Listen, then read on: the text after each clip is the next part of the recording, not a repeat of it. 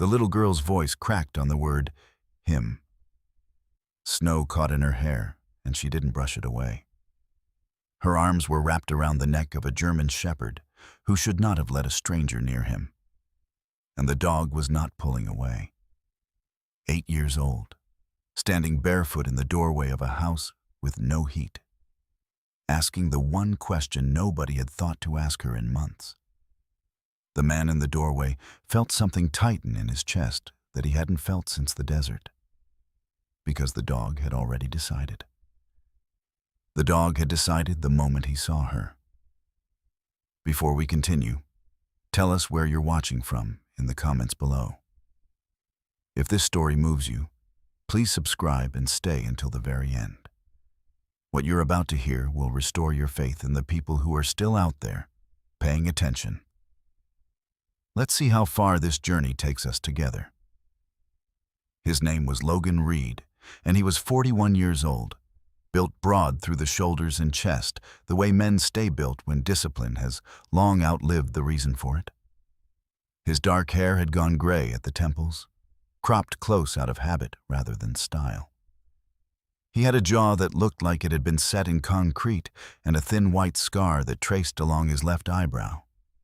The kind of mark a man stops explaining after the 10th time.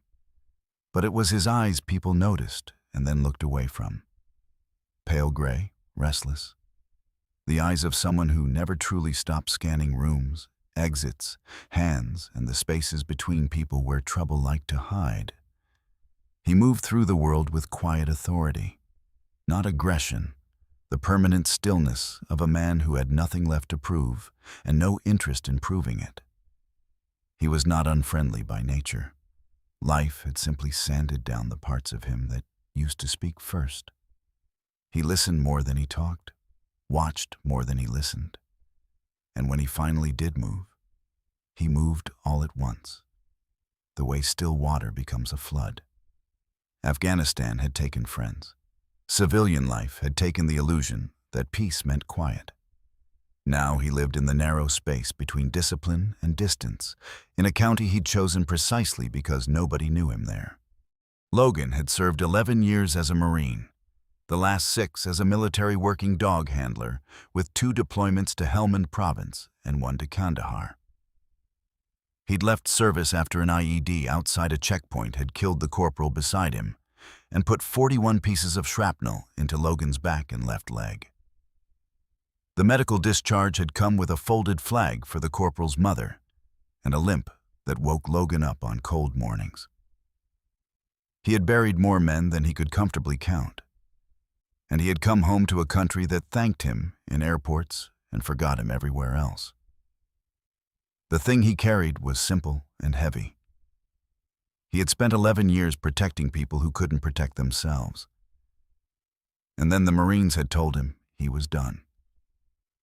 And he had not figured out what a man like him was supposed to do with the rest of a life that no longer needed him. So he did county road maintenance in rural Minnesota, fixing what was broken because at least that was something a man could finish. The German shepherd asleep in his passenger seat was named Atlas. He was 6 years old, 90 pounds of black and rich amber, his coat darkened along the spine and across both ears, his body built like something assembled for a single purpose. His left ear carried a clean notch where shrapnel had passed through it on a road outside Marja, close enough that an inch of difference would have ended him.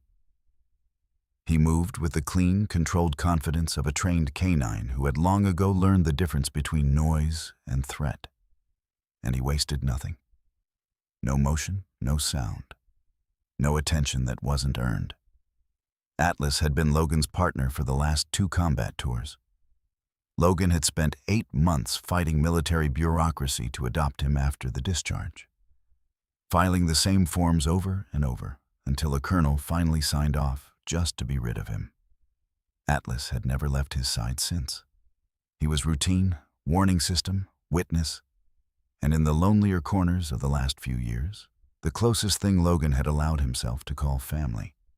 The town was called Ash Hollow, tucked into the frozen edge of northern Minnesota, where the pines stood black against a white sky and the wind came off the lake with teeth in it. Snow lay thick and silent over everything, broken only by the gray ruts of County Route 12. It was the kind of freeze that makes the world smaller, that pulls a person inward toward whatever warmth they can find. Logan's truck ran the route every morning, breath visible even inside the cab, the heater losing its long argument with the cold. Out here, houses sat far apart, and a person could be in real trouble for a long time before anyone happened by. That was the thing about places like this. The quiet could be peace, or it could be the absence of anyone coming to help. The man who owned the house at the end of Route 12 was named Preston Vale, and he owned a great deal more than the house. His family had run the lumber operation that built half of Ash Hollow, and his name sat on the bank, the volunteer fire hall, and the brass plaque outside the elementary school. Preston managed 3 rental properties, sat on the county zoning board, and had a way of getting parking tickets to disappear and permits to appear. People in Ash Hollow smiled at him in the diner and did not say what they thought when he passed. He was the kind of man who had learned early that consequences were for other people, and nothing in 46 years had taught him otherwise. The girl was his niece. Her name was Hannah, and her mother, Preston's younger sister, had died of an overdose in February, leaving Hannah with no one but an uncle who saw her as a checkbox on a guardianship form and a monthly survivor's benefit check from the state. Preston had moved Hannah into the cold rental at the end of Route 12, the one with the broken furnace he'd never bothered to fix, and had largely stopped coming by. The dog had been Hannah's mother's. Preston had been trying to get rid of it for a month because the dog ate, and feeding things was not something Preston did. What people knew about Preston was that he'd once had a tenant evicted in January for being 2 weeks late, an 80-year-old woman who'd spent 3 nights in her car. What they knew was that the man who'd tried to report him to the county over it had lost his snow plowing contract the following week. What they knew was that you did not cross Preston Vale. And so when they saw the lights off in the house at the end of Route 12, they told themselves it was none of their business.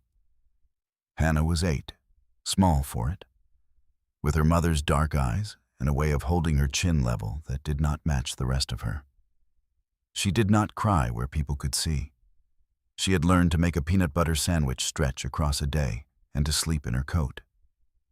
When the school bus driver had asked if everything was all right at home, Hannah had said yes, because she had already learned that the truth made adults uncomfortable and that uncomfortable adults went away. She had tried, in her own quiet way, to handle this herself. She had been handling it for 3 months. She had one thing left that was hers, a black and amber German shepherd named Atlas. The same breed, the same name, an old joke her mother had made about the dog who held up her whole world. The dog slept against Hannah's back at night, so she stayed warm. It was the only reason she had stayed warm. Logan saw the dog first. He was running the plow down Route 12 in the gray light when he caught movement at the end of the road. A German shepherd standing in the snow outside a dark house, head low, sides heaving, the way a dog stands when it has been outside too long and is trying not to lie down. Atlas came up off the passenger seat at the same instant, ears forward, body rigid, a low sound building in his chest that Logan had heard maybe 4 times in 6 years. Logan slowed the truck. Then he saw the front door open and a man come out, and the man had a length of rope in his hand, and Logan saw the way the shepherd flinched back from him. He stopped the truck. He got out. The cold hit him like a wall, and he didn't feel it. "Morning," Logan said. Just that. Preston Vale turned, irritated, a heavy-set man in an expensive coat that had never done a day's work. "Private road," he said. "Plow your route and move on." "County right-of-way runs to the property line," Logan said. His voice was even, almost gentle. "The dog yours?" "It's nothing." It's a nuisance animal. I'm dealing with it. Behind him, in the doorway of the dark house, a small figure had appeared. A girl, barefoot, in a coat too thin for the weather, her eyes going wide at the sight of the rope. Atlas, in the truck, was now standing on the seat with his nose against the glass, and the sound he was making had stopped being a growl and become something steadier and more certain. Logan looked from the man to the rope, to the shivering shepherd, to the child in the doorway, and his whole body went very quiet, the way it used to go quiet right before everything happened at once. "What's your name?" Logan asked the girl. Not the man. The girl. "Don't talk to her," Preston said. "What's your name?" Logan said again, the same gentleness, and it landed differently this time. "Hannah," the girl whispered. Logan crouched down in the snow, lowering himself to her height. And the shepherd between them, half-starved, terrified of the man with the rope, walked straight to Logan and pressed its cold nose into his open hand. He didn't make a sound. He chose the way dogs do, all at once and without doubt. Preston Vale did not walk away, because men like Preston Vale never walk away from something they believe they own. Over the following days, Logan learned the shape of it. He came back to Route 12 on his own time, brought firewood, brought groceries, fixed the latch on the door, and each time he learned a little more. He learned the furnace had been broken since the thaw of last winter. He learned the survivors' benefit checks were being deposited into an account Hannah had never seen the inside of. He learned that the school had filed 2 welfare check requests with the county and that both had been quietly closed, and Logan could guess by whose hand. The ally arrived in the form of a woman named Carol Briggs, the bus driver, who flagged Logan down on the route one morning with both hands. "You're the one fixing things out at the Vale rental," she said. It wasn't a question.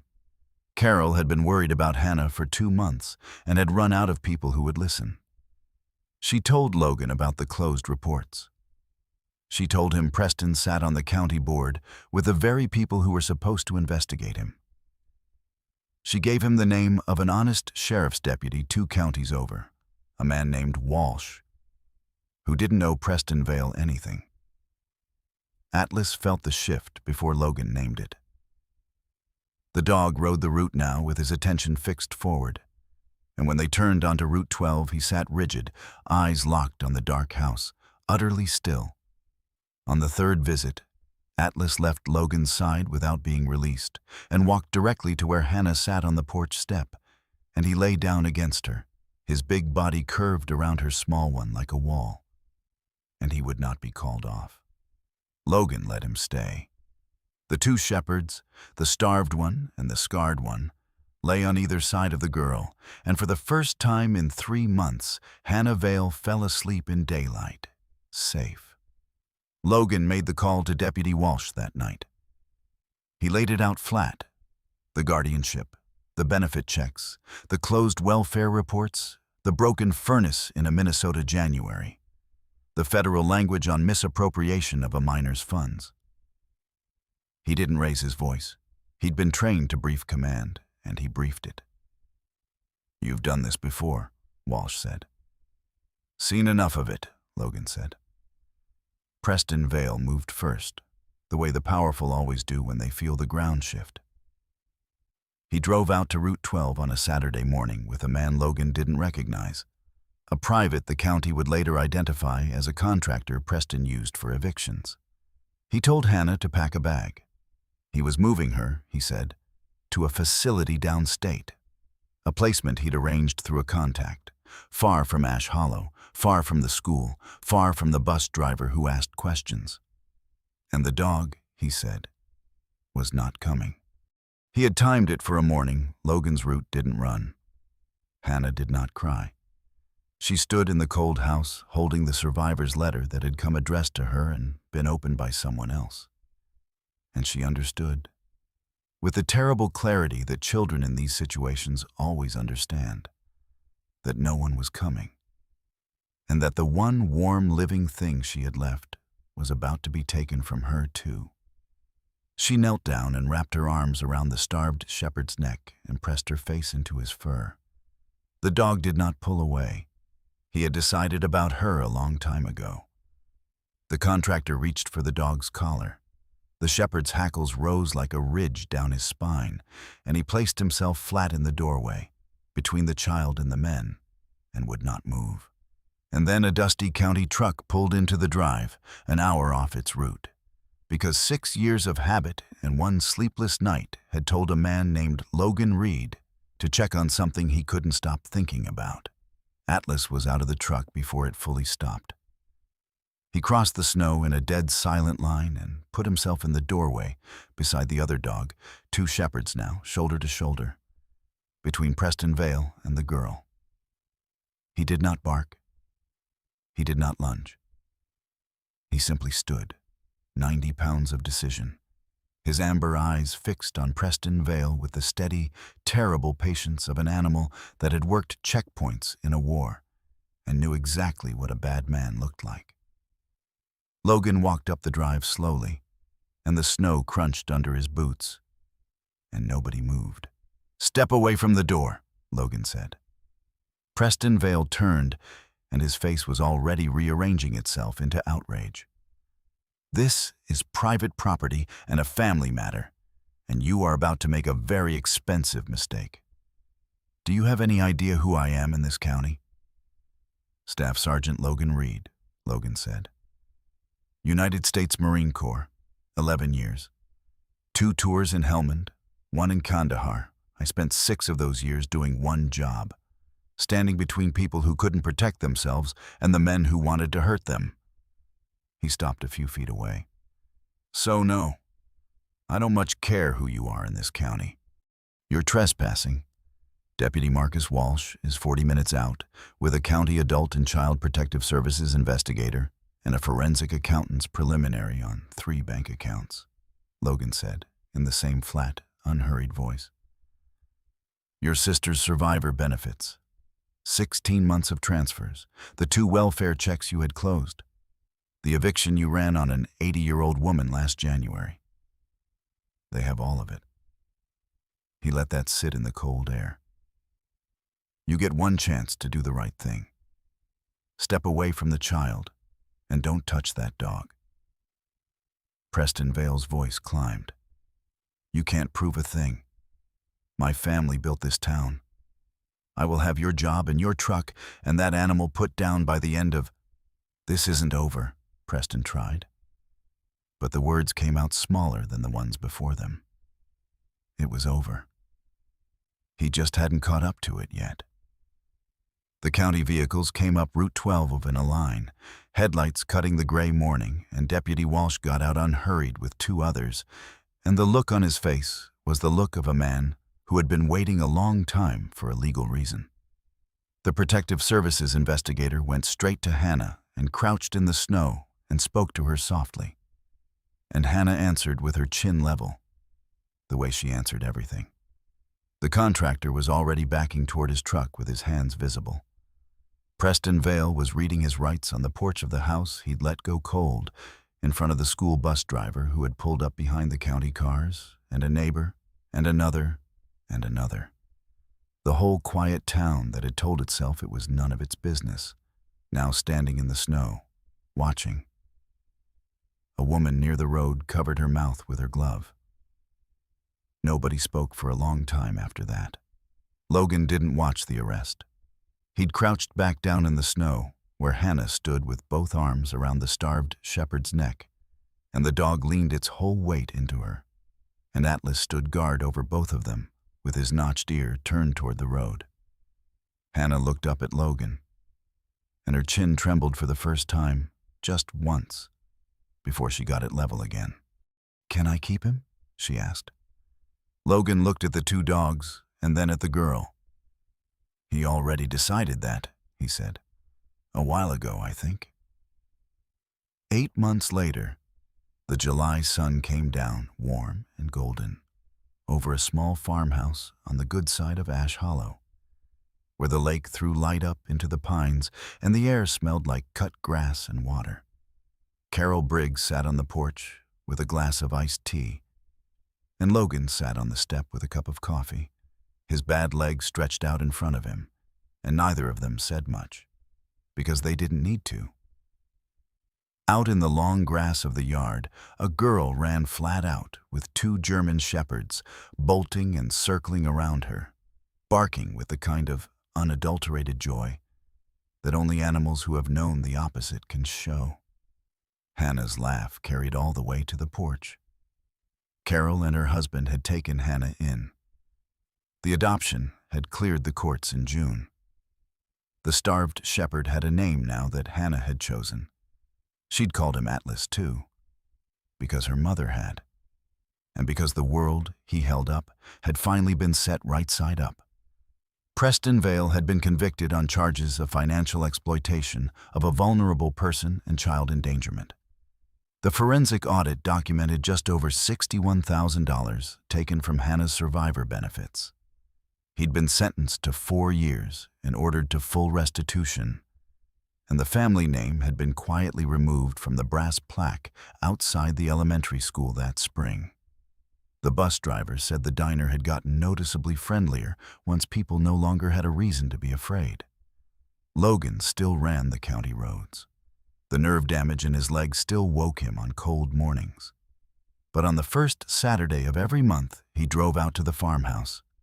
And the moment his truck turned in the drive, 2 dogs and 1 girl came running. And a man who had spent years not knowing what he was, 4, found that he had finally, quietly, figured it out. Atlas walked into that yard like he was coming home, because as far as the dog was concerned, he was. The dog's tail never stopped moving the whole time he was there. Peace had arrived. The story was over. Sometimes miracles don't arrive as thunder from the sky. Sometimes they pull off a county road an hour early, because a scarred dog lifted his head and a man couldn't stop thinking about a child he'd seen in a doorway. The world isn't saved by superheroes. It's saved by ordinary people who notice the ones everyone else has decided not to see, and by animals who carry a loyalty that human language has never been quite able to hold. God does not always remove the cold or the cruelty from the world, but he places the right people, and sometimes the right dogs, in exactly the right doorway, at the exact moment a child stops believing anyone is coming. The question that little girl asked was never really whether she could keep the dog. The dog had answered that already. The real question was whether anyone would stay. And someone did. If this story touched your heart, share it with someone who needs to be reminded that kindness still finds people, even in the coldest places. Leave a comment and tell us where you're watching from. And tell us, have you ever seen someone get overlooked who needed help and wished someone would stop? Your story may be the one that reminds another person to pull over. And if you believe in stories of service, loyalty, and the quiet courage of ordinary people, please subscribe to the channel so you never miss the next one. May God bless you, protect your family, bring peace to your home, and keep you watchful for the ones standing in doorways who cannot ask twice. That comes in right around 3,400 words of clean, unbroken narrative, built to the framework's template C title, Type 6, Cold Open, The Vulnerable Person, the full hero K9 villain triangle, the 5-step confrontation, the mandatory time jump, and the sometimes moral with the faith line and full closing CTA. Want me to push it toward the upper 3,900 to 4,400 band by expanding the conflict and escalation beats, or save it as a word markdown file?